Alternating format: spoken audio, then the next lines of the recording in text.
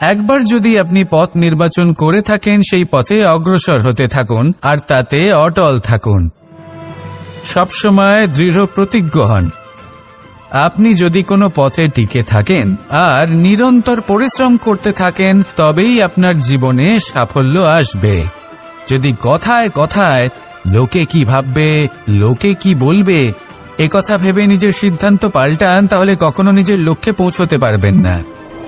রামায়ণের একটা অত্যন্ত শ্রেষ্ঠ কাহিনী আছে, যেটা খুব অমূল্য শিক্ষাদান করে। দশানন যখন ধরাশায়ী হলেন এবং মৃত্যুশয্যায় শুয়েছিলেন, ওনার শেষ নিঃশ্বাস ত্যাগের সময় শ্রীরাম লক্ষ্মণকে বললেন যে, হে লক্ষ্মণ, রাবণের কাছে যাও, ওখানে যাও, ওনার থেকে কিছু জ্ঞান অর্জন করে এসো। উনি হলেন মহাজ্ঞানী, আর ওনার থেকে জ্ঞান অর্জনের এটাই শ্রেষ্ঠ সুযোগ। লক্ষ্মণ প্রথমে মানতে চাইলেন না, কিন্তু শ্রীরাম বোঝানোর পরে লক্ষ্মণ ওনার কাছে গেলেন, রাবণের মাথার কাছে গেলেন আর বললেন, দাদা বলেছেন আপনার থেকে জ্ঞান অর্জন করতে। রাবণ কিছুই বললেন না। লক্ষ্মণ বললেন, আপনি তো দেখছি খুব অহংকারী, মৃত্যুশয্যায় শুয়ে আছেন, শেষ নিঃশ্বাস ত্যাগ করতে চলেছেন, আর তাও এত অহংকার। রাবণ বললেন, নিজের দাদা রামকে ডাকো। শ্রীরাম এলেন, রাবণের পায়ের কাছে এসে দাঁড়ালেন। উনি নিজের হাত জোড় করলেন আর বললেন, হে মহাপণ্ডিত রাবণ, আপনি হলেন মহাজ্ঞানী, দয়া করে আমাদের কিছু জ্ঞান প্রদান করুন। রাবণ বিনম্র চিত্তে ওনার কথা শুনলেন, খুব বিনম্র চিত্তে ক্ষমা প্রার্থনাও করলেন, আর এই সংসার একটি অত্যন্ত শ্রেষ্ঠ জ্ঞান লাভ করল। এর দ্বারা আমরা ঠিক কি শিক্ষা লাভ করি? রাম এবং লক্ষ্মণ দুজনেই ছিলেন তেজস্বী, দুজনেই ছিলেন শ্রেষ্ঠ, ছিলেন বীর, ছিলেন বলবান। কিন্তু শ্রীরামকে মর্যাদা পুরুষোত্তম বলা হয়ে থাকে, কারণ উনি বীর ছিলেন, সাহসী ছিলেন, তার সাথে একটি অত্যন্ত গুরুত্বপূর্ণ গুণ ছিল। সেই গুণ হল বিনম্রতা। এটা খুবই শ্রেষ্ঠ একটা গুণ। যদি কেউ আপনাকে কটু কথা শোনায়, তাহলে উত্তরটা আপনি বিনম্রভাবেও দিতে পারেন। এই বিনম্রতা এমন এক আবেগ যেটা দেখে মনে হবে কোমল, কিন্তু এটা ততটাই প্রবল অস্ত্র। এমন একটা অস্ত্র যা সকলকে নিরস্ত্র করে দিতে পারে। যদি আপনি সাহসী হন এবং বিনম্র হন, তাহলে আপনি বিজয়ী হবেন। যদি আপনি জ্ঞানী হন এবং বিনম্র হন, তাহলে আপনি অবশ্যই মহাজ্ঞানী হয়ে উঠবেন। তাই নিজের মনে বিনম্রতা ধরে রাখুন আর ভালোবেসে বলুন, রাধা রাধা। মানুষ জীবনে অনেক ধরনের সুখ লাভ করে, অর্থ সুখ, পরিবারের সুখ, বৈভবের সুখ, কিন্তু এমন একটা সুখ আছে যা বেশিরভাগ মানুষকে প্রভাবিত করে, কিন্তু সেই সুখ তাদের কোনো প্রয়োজনই নেই। সেটা হলো পরনিন্দা সুখ। অর্থাৎ এমন কোনো ব্যক্তিকে নিয়ে নিন্দা করা, তার প্রতি অনুচিত শব্দ প্রয়োগ করা, কারণ সেই ব্যক্তিকে আপনি পছন্দ করেন না।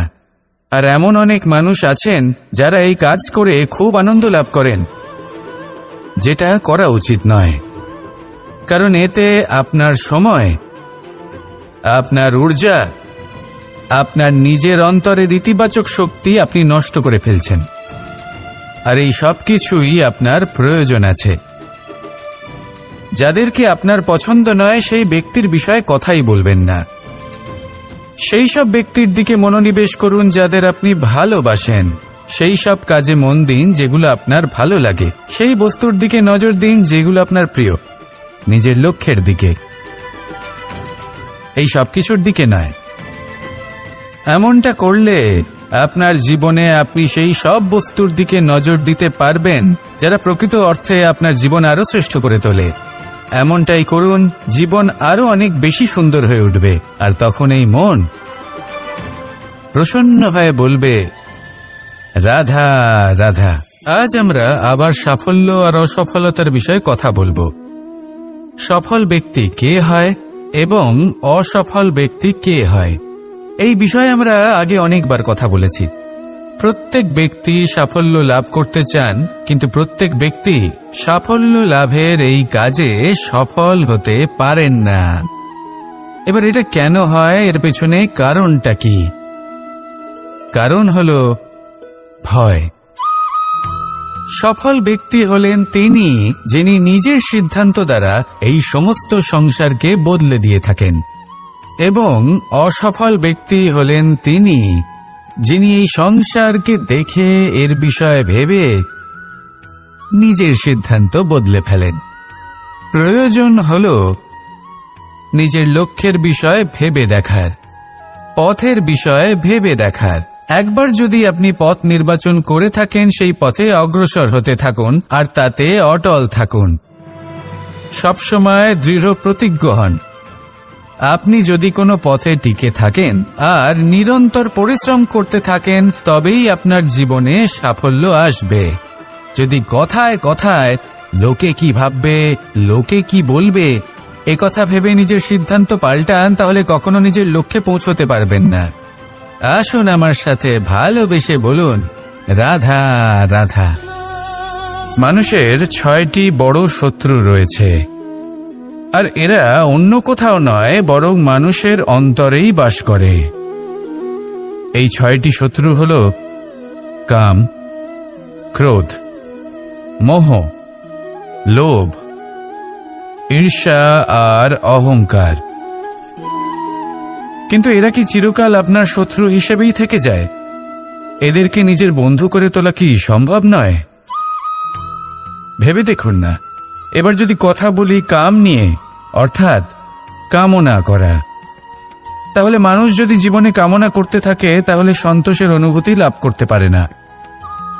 কিন্তু এই কামনাই মানুষের বন্ধু হয়ে উঠতে পারে। কিভাবে? ধরুন, যদি মানুষ ভাবে আমি আরো অনেক বেশি শ্রেষ্ঠ ব্যক্তি হয়ে উঠতে চাই, আর তার জন্য কর্ম করে, পরিশ্রম করে, তাহলে ভবিষ্যতে গিয়ে শ্রেষ্ঠ ব্যক্তি হয়ে উঠতে পারে কামনার কারণে। অর্থাৎ এই কামনাই ওর বন্ধু হয়ে ওঠে।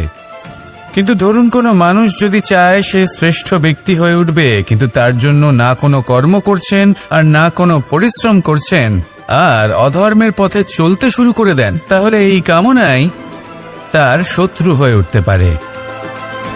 এবার যদি এই কামনাকে নিজের বন্ধু করে তুলতে হয়, তাহলে নিজের নির্বাচনে বিচক্ষণ হতে হবে, নিজের মস্তিষ্কের উপর নিয়ন্ত্রণ রাখতে শিখতে হবে।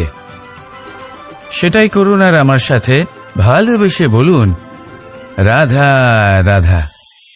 আজ আমরা মানুষের আরো একটি শত্রুর বিষয়ে কথা বলবো, যার নাম হলো লোভ।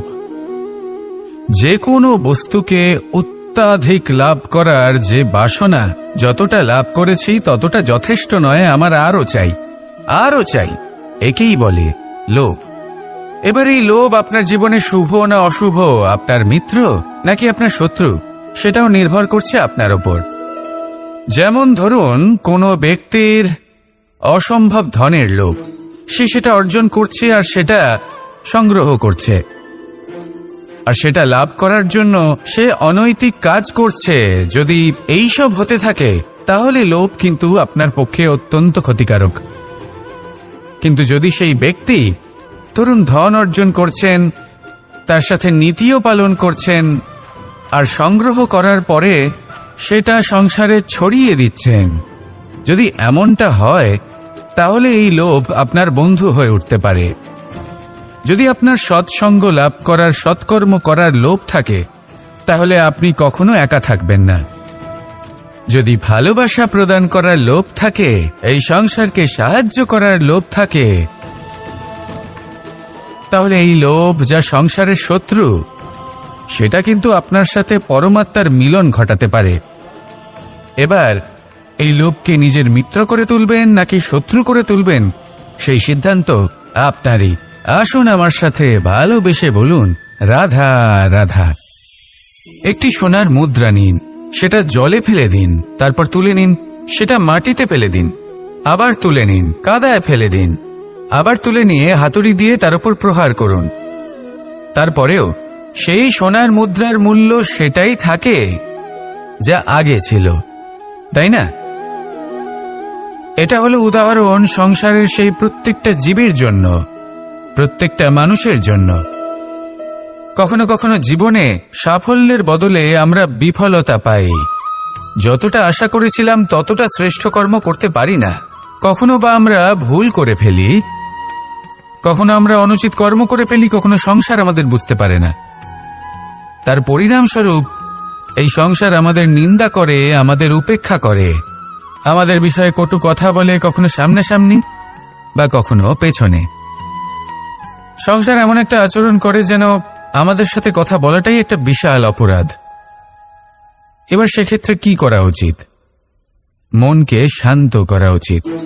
বেশিরভাগ ক্ষেত্রেই এমন সময় মানুষ এটা ভেবে বসে যে তার জীবনের কোনো মূল্যই নেই। তার মনে হয় যে সে এই সংসারে শুধু একটা বোঝার সমান। সে নিজেকে ঘৃণা করতে থাকে। ওর মনে হয় যে তার জীবন শূন্য,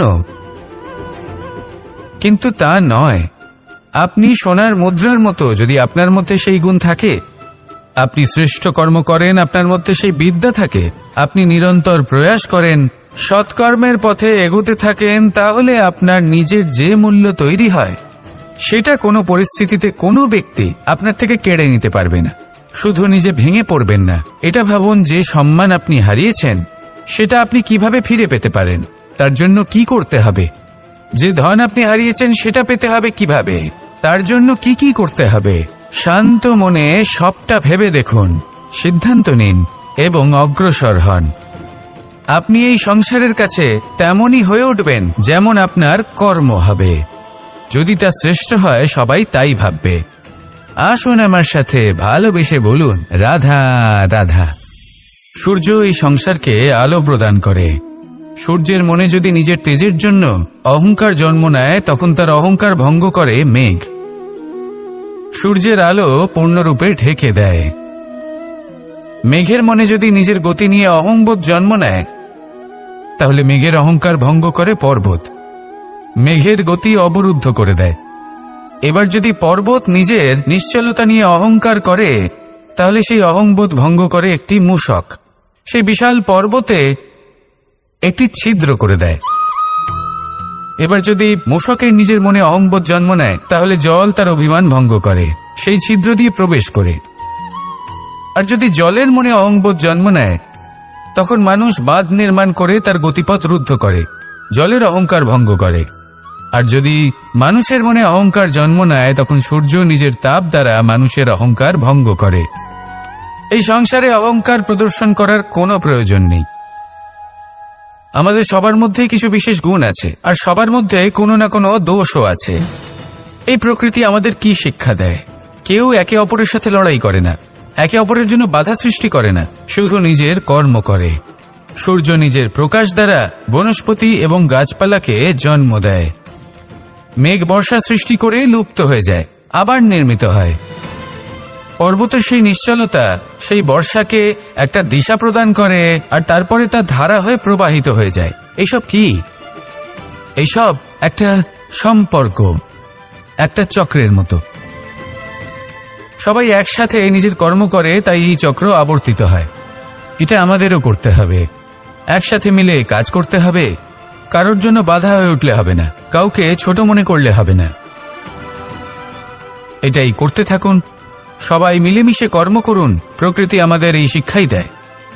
আসুন আমার সাথে ভালোবেসে বলুন, রাধা রাধা। এই সংসার বলে যে কৃষ্ণ হলো মহাযোগী। কেউ বলে যে কৃষ্ণ হলো সাংখ্যযোগের প্রবর্তক, কেউ বলে ভক্তিযোগের, কেউ বলে জ্ঞান যোগের, কেউ কেউ এটা মনে করেন যে অষ্টাঙ্গ যোগের প্রভু হলাম আমি। কিন্তু এই যোগ আসলে কি? যোগ বিষয়টাকে বোঝা খুব একটা কঠিন নয়, কিন্তু সেই যোগকে নিজের জীবনের অংশ করে তোলা হলো অত্যন্ত কঠিন, আর তার জন্য প্রয়োজন অভ্যাস। যোগ শব্দটার অর্থ হলো যুক্ত করা, আর এটা আমি ছোটবেলায় শিখেছিলাম। যখন আমার মাখন খেতে ইচ্ছে করত, আর মা মাখনের সেই হাঁড়িটা ওপরে টাঙিয়ে রাখতেন, তখন আমরা ভাবতাম যে অত দূরে পৌঁছবো কি করে। তখন আমরা যোগের বিষয়ে জানতে পারলাম, আর তখন জানতে পারলাম যে সব থেকে গুরুত্বপূর্ণ যোগ আসলে কি? সহযোগিতা, সাহায্য। আমরা সব সখারা একসাথে জড়ো হতাম, একে অপরের পিঠের ওপর উঠে দাঁড়াতাম, আর তারপর আমরা ওই মাখনের হাড়ির কাছে পৌঁছতে পারতাম, আর তারপর আমরা সবাই মিলে সেই মাখন ভাগ করে খেতাম। সহযোগিতা, এটা অত্যন্ত গুরুত্বপূর্ণ। পাণ্ডবরাও মহাভারতে এটাই করেছিলেন। ওনাদের সাথেও কেউ ছিল না। একে অপরকে সাহায্য করে ওনারা অনেক বীরদের একত্রিত করেছিলেন। তারপর অবশেষে মহাভারতের এই মহাযুদ্ধে ওনারা জয়লাভ করেছিলেন। রামায়ণে রাম এবং লক্ষ্মণের সাথে কেউ ছিল না। সহযোগিতার মাধ্যমে ওনারা ভাল্লুক আর বানর সেনাকে একত্রিত করেছিলেন, আর এই সংসারের সব থেকে প্রবল রাক্ষস রাবণকে বধ করেছিলেন। মনে রাখবেন, একসাথে মিলে যদি আপনারা কর্ম করতে শেখেন, তাহলে এই সংসারে এমন কিছুই নেই যেটা আপনি অর্জন করতে পারবেন না। আসুন আমার সাথে ভালোবেসে বলুন, রাধা রাধা। এই সংসারে প্রত্যেকটা জিনিসের নিজস্ব একটা বিশেষত্ব আছে, আর তার বিশেষত্বর জন্যই তাকে বিশেষ গুরুত্ব দেওয়া হয়। যদি কথা বলি অস্ত্রের, যেমন তরোয়াল। তরোয়াল নির্মাণ করা হয়েছে রক্ষার জন্য। কত তাড়াতাড়ি সে সামনে উপস্থিত শত্রুকে নিধন করতে পারে। এবার এই তরোয়ালের কোন গুণটা দেখা প্রয়োজন? সেটার ধার। সেই বস্তুটি নয় যার মধ্যে এই তরোয়াল রাখা হয়। সেইভাবেই যদি আমি কথা বলি বানের, তাহলে এটা প্রয়োজনীয় নয় যে সেই বান কতটা তীক্ষ্ণ, কতটা বলশালী। এটা দেখা প্রয়োজন যে তার আকারটা কেমন। সে কি বাতাস ভেদ করে নিজের লক্ষ্যে পৌঁছতে পারবে? সেটা বেশি গুরুত্বপূর্ণ, সেই জায়গাটা নয় যেখানে সেই বান রাখা হয়। ঠিক সেইভাবেই যদি আপনি কোনো মানুষেরই মূল্য বুঝতে চান, তাকে পরখ করে দেখতে চান, তাহলে তার জাতি, তার ধর্ম, তার রূপ, তার আকার, সেগুলো দেখে তাকে পরখ করতে চেষ্টা করবেন না। তাকে পরখ এই সব কিছুর ভিত্তিতে করবেন না। তার স্বভাবটা দেখুন, তার গুণ দেখুন, তার প্রতিভা দেখুন, তার কর্ম দেখুন, কারণ এটাই সেই ব্যক্তির আসল পরিচয়। এটাই হলো তার অস্তিত্ব। যখনই আপনি কোনো নর্তককে শ্রেষ্ঠ নৃত্য প্রদর্শন করতে দেখেন, তখন আপনি কিন্তু এটা ভাবেন না যে সে কোথা থেকে এসেছে, সে কি খায়, ওর বন্ধু বান্ধব কারা। আপনি তার নৃত্য দেখেন, ওর শিল্প দেখেন, সেটারই প্রশংসা করেন, সেটাকেই সম্মান করেন। সেইভাবে এই সংসারে সকলকে সম্মান করুন, আর এই সম্মানের আধার হওয়া উচিত তার গুণ, তার স্বভাব, তার কর্ম, তার রূপ আর তার বেশভূষা নয়। আসুন আমার সাথে ভালোবেসে বলুন, রাধা রাধা। সবাই বলেন যে জীবনে কাদের সঙ্গ লাভ করছি সেটা খুব গুরুত্বপূর্ণ। এক ঝুড়ি ফলের মধ্যে যদি একটা পচা ফল আপনি রেখে দেন, তাহলে আস্তে আস্তে সমস্ত ফল পচে যায়। সেই জন্য কথায় আছে যে কুসঙ্গ থেকে দূরে থাকো। কিন্তু কি করা যায়? এই সংসার খুবই ছোট। যেখানে আমরা কাজ করি, যেখানে আমরা থাকি, যে পথে আমরা আসা যাওয়া করে থাকি, যে পথে আমরা ভ্রমণ করি, সেখানে এমন অনেক সংখ্যক ব্যক্তি থাকেন যাকে দেখে আমরা মনে করি যে এদের থেকে দূরে থাকতে হবে। তখন আমরা কি করতে পারি? তাদের কি আমরা পরিত্যাগ করব? তাহলে এই সংসারে এমন অনেক মানুষ আছেন, তাহলে কি সংসারই পরিত্যাগ করব? না, সেই ফলের মতন হবেন না যারা একটি পচা ফলের উপস্থিতির জন্য নিজেরাও নষ্ট হয়ে যান। বরং হয়ে উঠুন চন্দন বৃক্ষের মতন, যেটা আসলে সাপেদের বাসস্থান, যেখানে অনেক সংখ্যক অত্যন্ত ভয়ানক বিষধর সাপ থাকে। তারপরেও এই চন্দন, সে কিন্তু নিজের শ্রেষ্ঠত্ব হারায় না, এর মূল্য কিন্তু সেই একই থাকে। মনে রাখবেন, এই সংসারে নিজের সঙ্গ বদলানোর পূর্বে নিজেকে বদলান। নিজেকে কিছুটা এমন ভাবে গড়ে তুলুন যে কেউ আসুক না কেন সে যেন আপনাকে বিভ্রান্ত বা দূষিত না করতে পারে। আসুন আমার সাথে ভালোবেসে বলুন, রাধা রাধা। নিজের নিজের অভিজ্ঞতাগুলো দেখে, তার পরিণাম দেখে প্রত্যেক মানুষের মনে একটা ধারণা জন্ম নেয়। প্রজন্মের পর প্রজন্ম যখন অগ্রসর হতে থাকে, এই ধারণাগুলোই কারণ হয়ে ওঠে যা মানুষের জীবনে তার শুভর, অশুভর, লাভের, ক্ষতির এই সব কিছুর আধার হয়ে ওঠে। যেমন ধরুন, আপনি কোথাও যাচ্ছেন আর পথে বেড়াল রাস্তা পার করে গেল, সেটা অশুভ বলা হয়। কেউ হাঁচলে কাজ থামিয়ে দেওয়া হয়। বলা হয় যখন আপনি কোনো শুভ কাজ করতে যাবেন তখন মিষ্টি খেয়ে যাবেন, কাজ সফল হবে। যদি কোনো ব্যক্তি অনুচিত কথা বলে দেন, তার মানে অনুচিত কিছুই ঘটবে, আদি ইত্যাদি এরকম অনেক সংখ্যক ধারণা আছে। কিন্তু সবকিছু যদি এরকমই হতো তাহলে প্রত্যেক মানুষ নিজের কথা দ্বারা নিজের বা অন্য কারোর জীবন স্বর্গতুল্য করে তুলত, নয়তো নরকে পরিণত করত। কিন্তু এরম কি আদৌ হয়? না। কারণ এই সব ধারণা, এই সব কিছু এর উৎস হলো মানুষের মন, তার মস্তিষ্ক।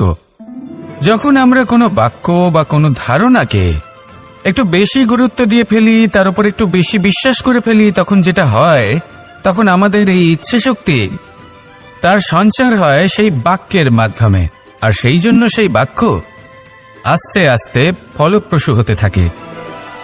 এটা হলো মানুষের মনের শক্তি, তার মস্তিষ্কের শক্তি। এটা কখনো ভুলে যাবেন না। এটা প্রয়োগ করুন আর তার সদ্ব্যবহার করুন। একে প্রয়োগ করুন নিজের লক্ষ্যে পৌঁছানোর জন্য, শুভ কর্ম করার জন্য।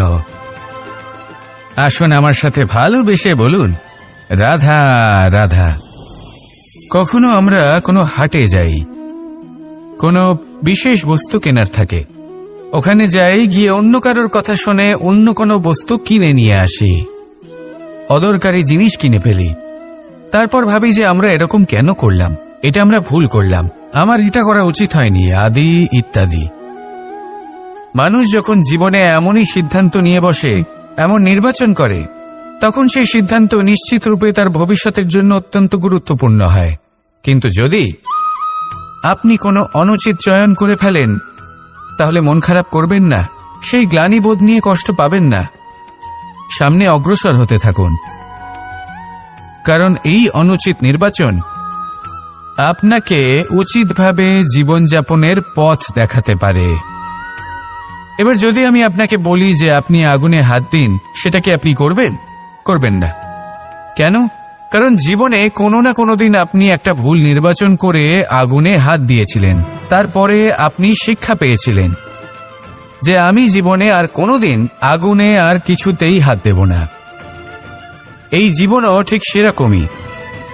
জীবনের সেই সব অধ্যায়, সেই সব সময় যা ব্যর্থ হয়েছে, সেটা নিয়ে ভেবে সময় নষ্ট করবেন না। সেটা থেকে যে শিক্ষা পেয়েছেন সেটা মনে রাখুন, আর যে অধ্যায় বাকি রয়েছে, যে সময় বাকি রয়েছে, তাতে কিভাবে সফল হওয়া সম্ভব সেই বিষয়ে ভাবুন। আর আমার সাথে ভালোবেসে বলুন, রাধা রাধা।